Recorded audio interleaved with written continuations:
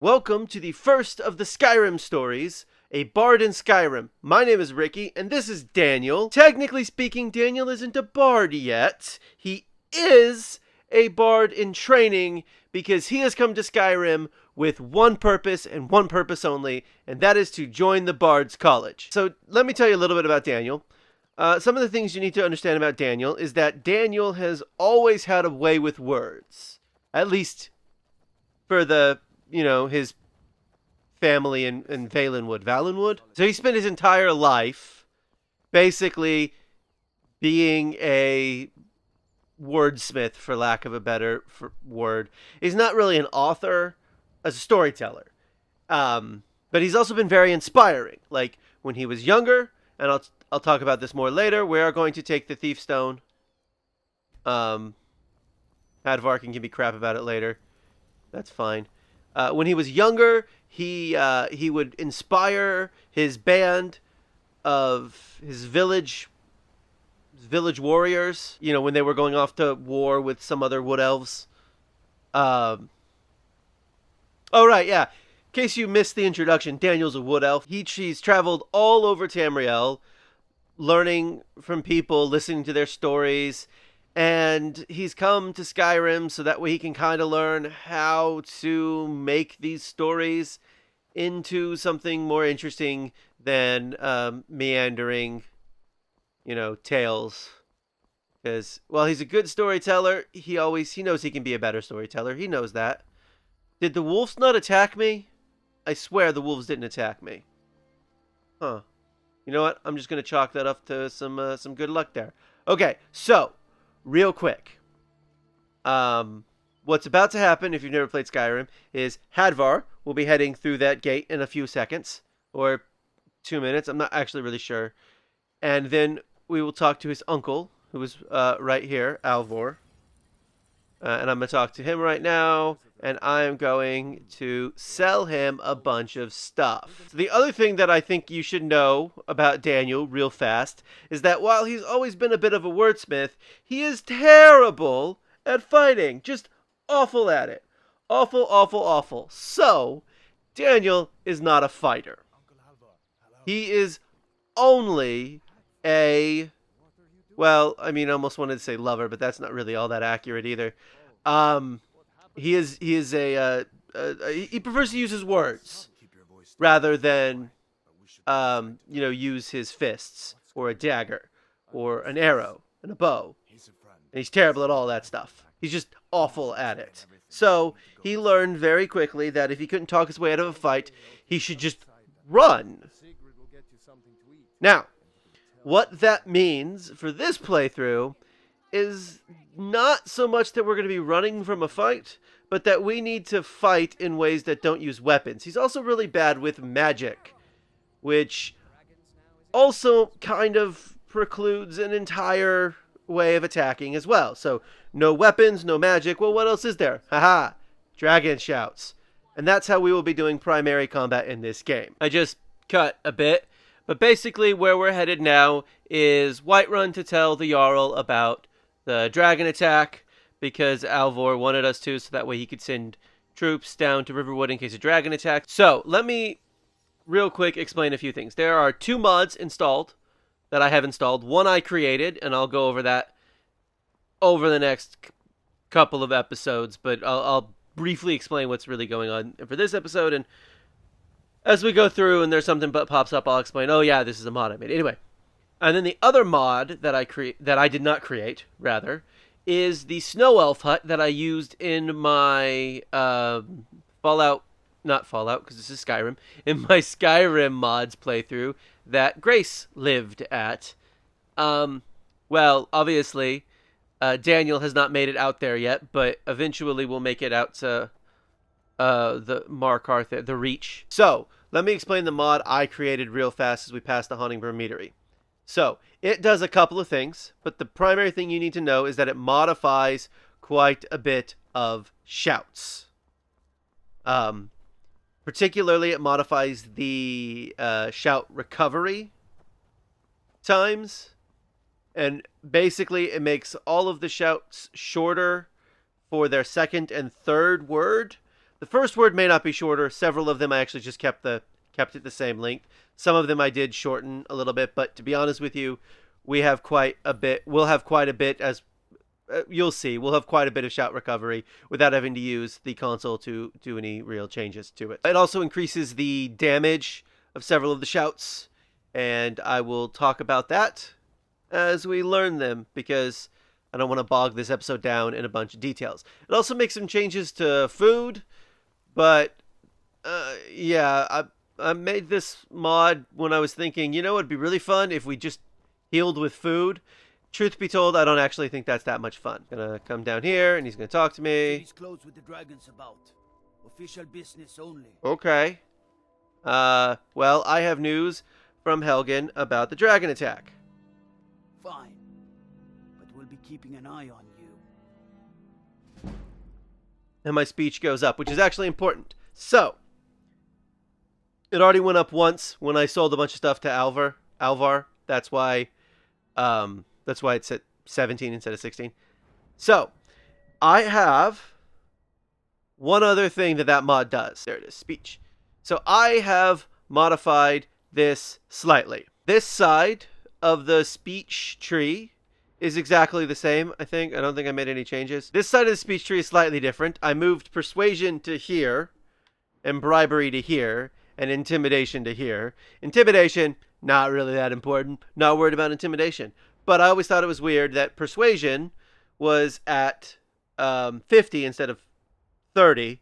And so now, hopefully, as long as it works right, it should lower all persuasion attempts down. There's a new perk in the middle that I created that improves the damage of fire and frost breath every single time we take this perk. I don't know, to be honest with you, if we'll actually get to all 3 levels of it. So the other thing that I think we should talk a little bit about is that I will not be taking the Blessing of Talos that much during the game. Now, there are going to be some times where I'm going to want the shouts to recover quite quickly, and so I am going to want that extra 20%. Hello, Irleth. Jarl Balgrup is not receiving visitors. I have news from Helgen. Well, that explains why the guards let you in. Come on then. The Jarl will want to speak to you personally. Will he now? Okay. So I have a tendency to skip over dialogue, so I'm going to try real hard not to do that. So, you were at Helgen? Yes, I was. You saw this dragon with your own eyes? Yeah, I mean, I did. Let's see. Ooh, I like the third one. The Imperials were about to execute Ulfric Stormcloak, then the dragon attacked. I should have guessed Ulfric would be mixed up in this. Had nothing to do with the dragon attack. What do you say now? Just FYI. Brothers? Shall we continue to trust in the strength of our walls against the dragon? Oh, it's fine. You're in a different load zone. It's very rare for a dragon to spawn into the city. It's in the most immediate danger. If that dragon is lurking in the mountains... They couldn't kill Alduin if they wanted to. You'll assume we're preparing to join Ulfric's side and attack him. We should not... Enough! I'll not stand idly by while the dragon burns my hold and slaughters my people. Irileth. He's a good Jarl. Attachment to Riverwood at once. Yes, my Jarl. If you'll excuse me, I'll return to my duties. That would be best. Yes, it would. Well done. You sought me out on your own initiative. You've done Whiterun a service, and I won't forget it. Here, take this as Studded a small Imperial token of armor. my esteem. Well, I can sell that. There is another thing you could do for me. Uh-huh. Suitable for someone of your particular talents, perhaps. Sure. Come, let's go find Farengar, my court wizard. He's been looking into a matter related to these dragons and rumors of dragons. Alrighty. Balgruff, let's go. So I should say this real fast. I will be disenchanting things to improve my enchanting because it lets us level up. Farengar. Just thought I'd throw that out there because, yeah, we just leveled up. Go ahead and fill him in with all the details. So the Jarl thinks you can be of use to me. Oh yes, he must be referring to my research into the dragons. Sure. Yes, I could use someone to fetch something for me. Well, when I say fetch, I really mean delve into a Yeah, see, Daniel's not one of those kinds of guys. Tablet that may or may not actually be there. All right. Straight to the point, eh? No need for tedious hows and whys. Nope. I like that. Leave those details to your betters, am I right? I, learned of a certain stone tablet said to be housed in Bleak Falls Barrow. A dragon stone, said to contain a map of dragon burial sites. Go to Bleak Falls Barrow, find this tablet, no Got doubt it. interred in the main chamber, and bring it to me. Simplicity itself. Yeah, it's not that simple, but whatever. Bye. Oh, wait. Hang on. Hang on 1 second. Oh, I thought you were already on your way to Bleak I Falls. was, but I need to ask I you believe I this am, question real well, fast, my- and don't worry so too much kind about as to this. deliver- Good. You're clearly better suited than I am. Of So we're course actually y'all going to go know. deliver these frost salts to Arcadia because I think she gives us an invisibility potion, which might be useful. So what we're about to do is Bleak Falls Barrow without directly killing anybody in Bleak Falls Barrow. I've done it a few times before, so I know kind of what I'm doing, but it is not easy and sometimes requires healing or waiting to heal or running. It requires a lot of running. Okay, so I should also say this real fast. I might do some alchemy. I'm not going to do any alchemy on the channel, but I might do some alchemy just to increase, you know, a skill to level up. Here, these potions should suffice. Ah, yes, brief invisibility. Good. Come back. Okay, so let me level up real fast, even though I probably shouldn't. I'm going to. We're going to put all of our points into health. And maybe stamina, but mostly health. Okay, so as we head up to Bleak Falls Barrow, there are two ways to do this. Bleak Falls Barrow, like no kill run. The first is to kind of sneak by pretty much everybody. And the second is to run by pretty much everybody. The hardest thing is to avoid the spider. You'll see how we do it. Also, I do have a third mod that I have activated, but I'm not going to talk about it yet. I will talk about it next week or the week after. Hi. Bye. Nope. You guys can chase me down all you want. I am not, repeat, not attacking you.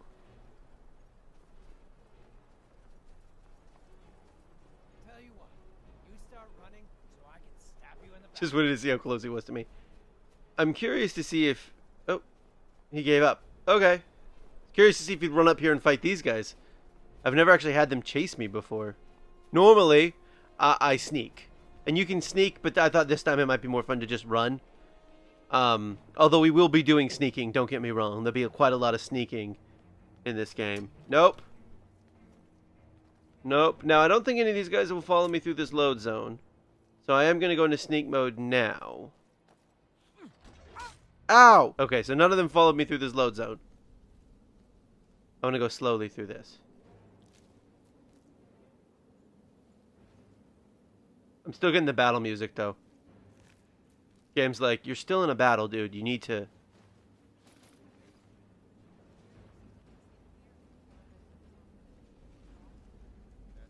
There we go. Trying to get close enough to start the Golden Claw.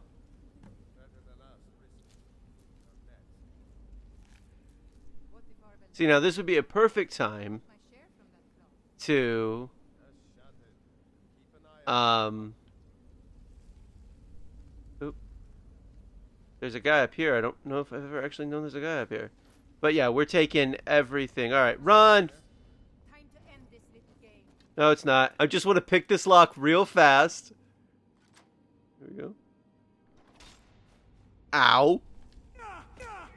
Also, I don't actually know what difficulty I have the game on. I just thought you should know. It's on Apprentice, which is not hard, but not the easiest mode. If you're going to keep following me, you're going to get poisoned. I'm just telling you that now. There's always the possibility they gave up. Okay.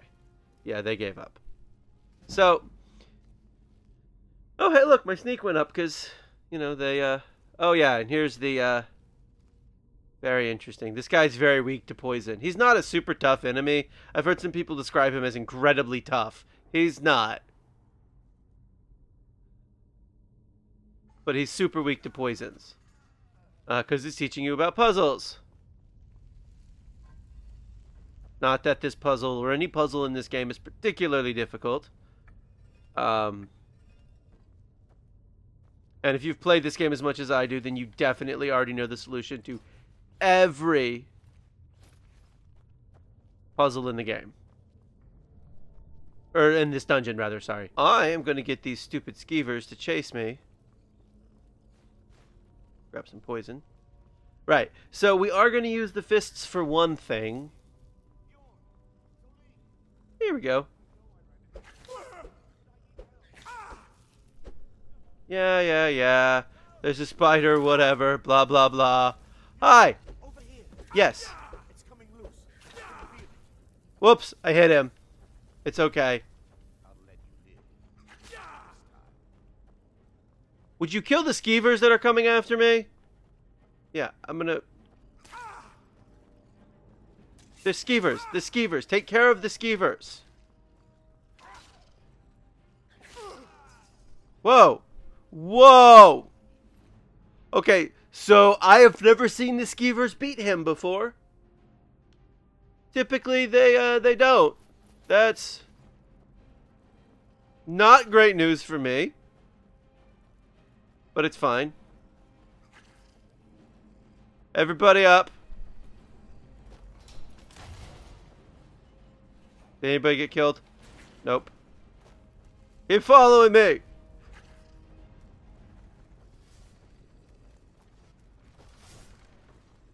Ow.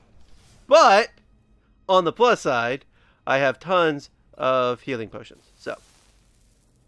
Ah!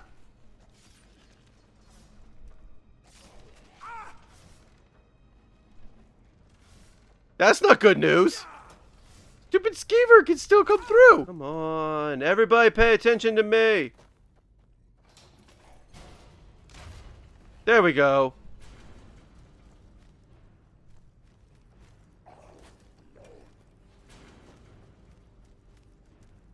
This is so dumb.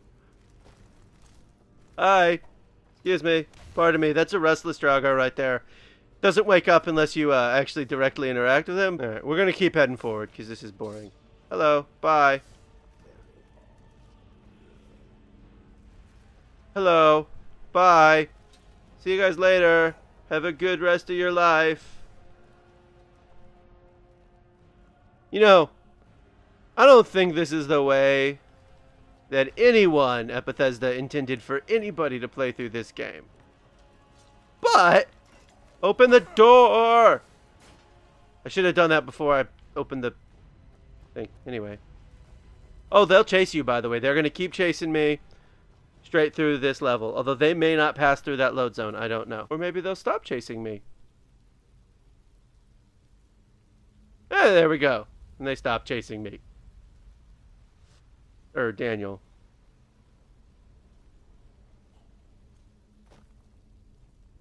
No, Draugr, that's over that way.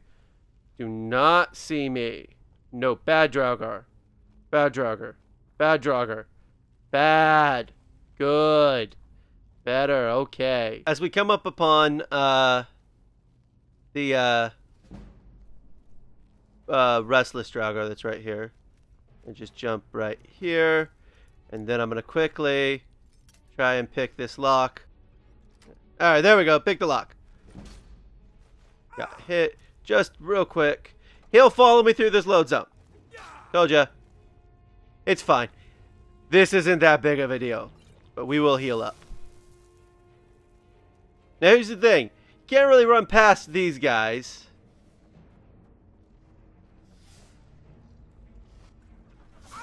Ow.